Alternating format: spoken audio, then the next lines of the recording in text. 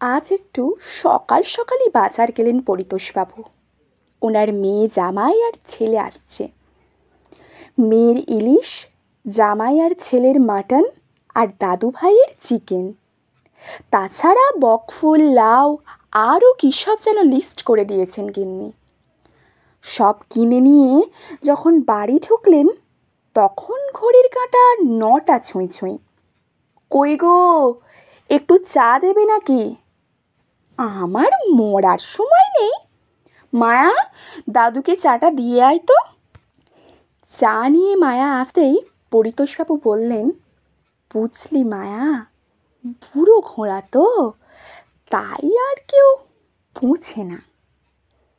তোর দিদিমাকে ডাকলেই রেগে যায়। না না দাদু, আসলে মাসি মামা আসবে তো, তাই দিদা খুব ব্যস্ত।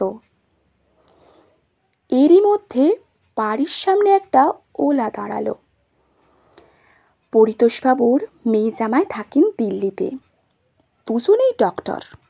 ছেলেও দিল্লিতে চাকরি করে, ফলে দিদি আর ভাইয়ের যোগাযোগটা আছে ভালো মতো। দুপুরে খাবার টেবিলে বসে পরিতোষবাবুর মেয়ে বলল, মা, তোমার কি মনে হয় আমি এখনো সেই 16 বছরের মেয়ে? তুমি এত অয়েলি রান্না করেছো কেন? আমরা কেউই খাবো না ইলিশ ভাপা। আবার মাটন মারবে নাকি?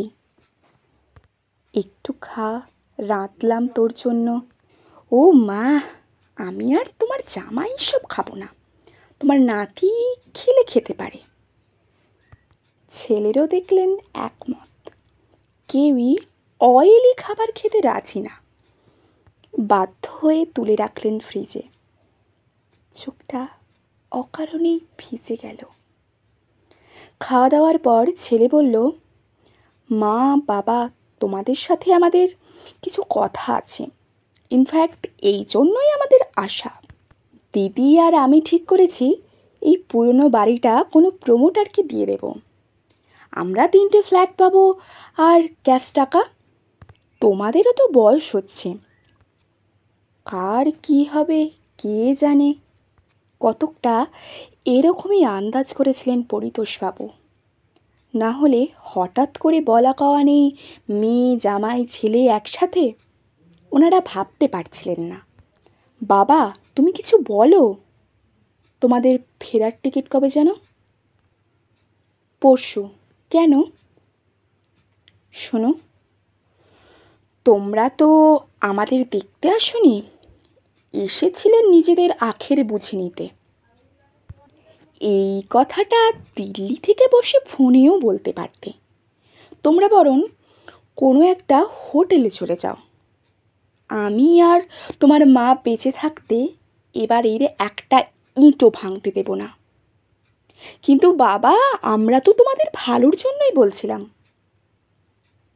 তোমাদের ভাবার দরকার নেই, আমরা নিজেদের ভালো নিজেরাই বুঝি। আমি তোমাদের জন্য ক্যাব ডেকে দিচ্ছি, বেরিয়ে পড়ো। শোয়ার ঘরে বিছানায় ফুলে ফুলে কাঁদছিলেন পরিতোষবাবুর স্ত্রী। পরিতোষবাবু ঘরে ঢুকে পিঠে হাত রাখলেন। তারপর পকেট থেকে একটা লেবু লজেন্স বার করে ওনার মুখে ঢুকিয়ে দিলেন আর জড়িয়ে ধরলেন স্ত্রীকে। Happy chocolate day, happy hug day and happy Valentine's day. আমি ওদের ফিরিয়ে দিলাম মিনু। আমি আর তুমি, এই হোক আমাদের জগৎ। আমরাই আমাদের ভরসা, কাউকে দরকার নেই আমাদের। পরিতোষবাবুর কাঁধে মাথা রাখলেন মিনু দেবী। আজ আরও বেশি বেশি করে ভরসা করতে ইচ্ছে করছে। চোখ বুজে আসছে ক্লান্তিতে। সারাদিন কম তো ধকল গেল না। পরিতোষবাবুর কাঁধে মাথা রেখে তিনি ঘুমিয়ে পড়লেন। পরিতোষবাবু উঠে গিয়ে জানলাটা খুলে দিলেন।